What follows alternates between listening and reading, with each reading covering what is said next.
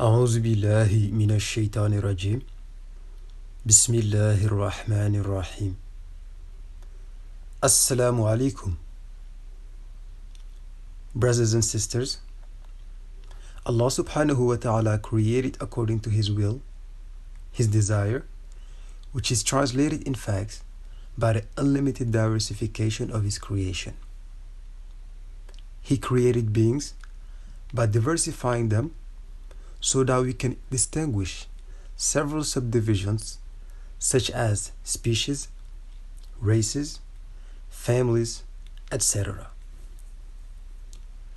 But He also creates by diversifying individuals within the same group of the same species, hence the phenomenon of the singularity that characterizes each individual.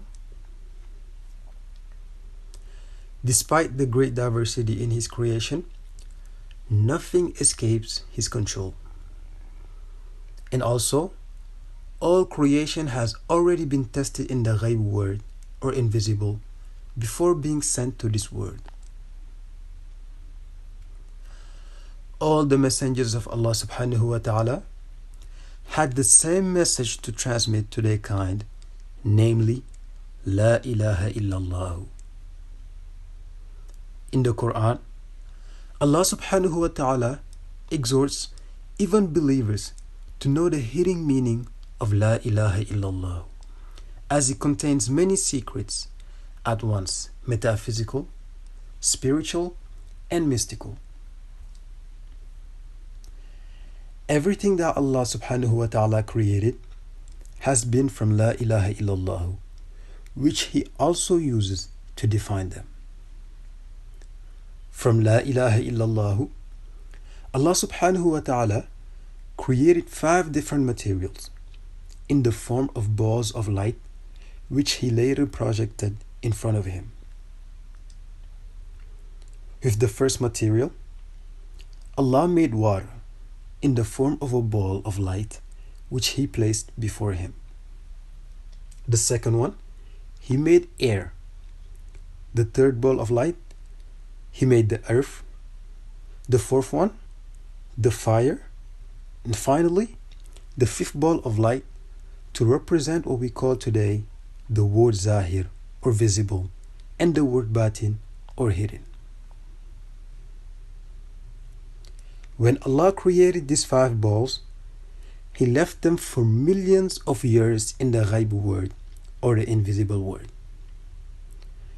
During that time, each of the 5 balls began to practice the zikr of one of the following 5 names of Allah: Kaf, Ha, Ya, Ain, and Sad.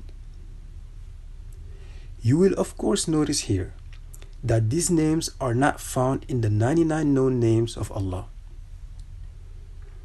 Thus, the first ball, made of a water material, began to practice the zikr of the name of Allah, Kaf.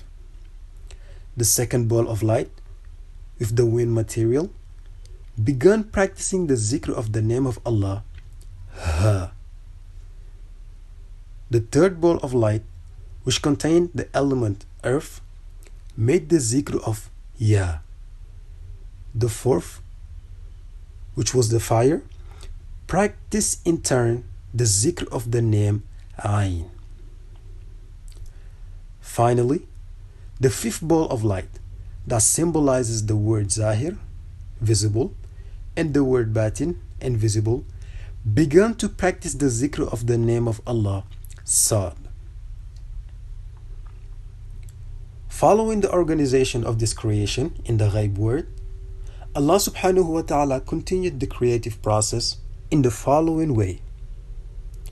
From the bursts of light that emanate from the zikr of the name Kaf by the first ball of light made of water, Allah subhanahu wa ta'ala created the fish and all the other animals that live in the water.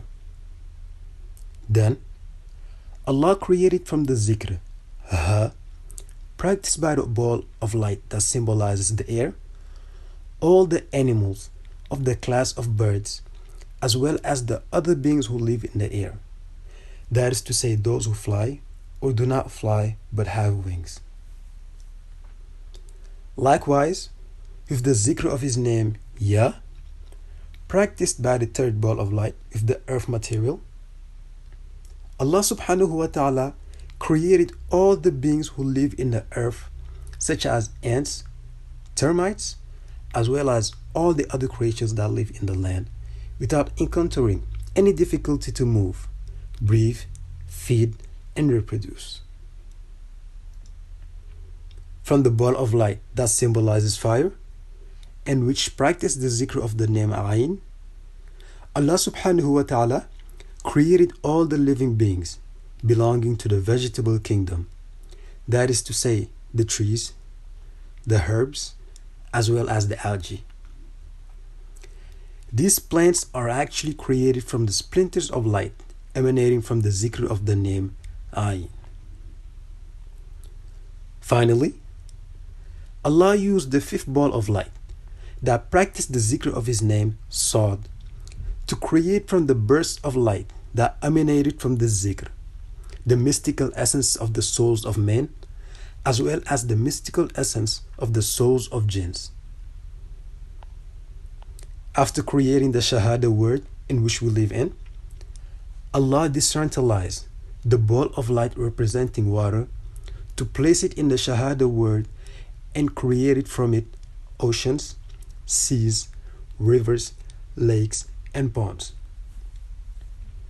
He then populated these aquatic environments with fish and other aquatic beings previously created from the splinters of light emitted during the zikr of the name Kaf, practiced by this first ball of light.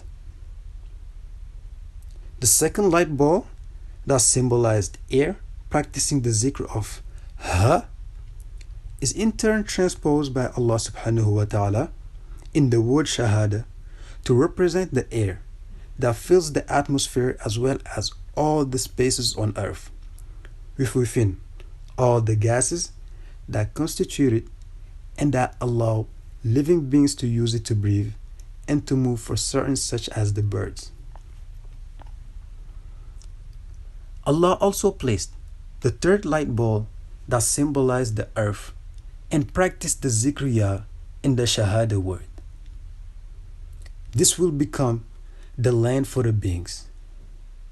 He installed a tribe of living creatures created from the zikr of his name Ya, such as ants, earthworms, termites, and the countless types of living beings living in the land.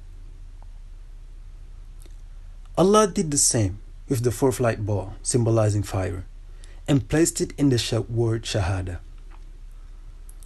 From the zikr of the name Ayn, Allah subhanahu wa ta'ala created plants and associated their mystical essence with that of fire. This explains the great attraction that the plant exerts on the fire when it is lit in bush or forest or in an environment populated with plants, as it is very difficult to stop its spread because it acts on plants like a magnet on iron filings. Finally, the last ball of light that was making the zikr of the name of Allah, Sod, from which came out the mystical essence of the souls of the men and those of jinns, Allah used these two mystical essences to separate the word Shahada, Zahir, where live the men, and the Batin word, where the jinn lives.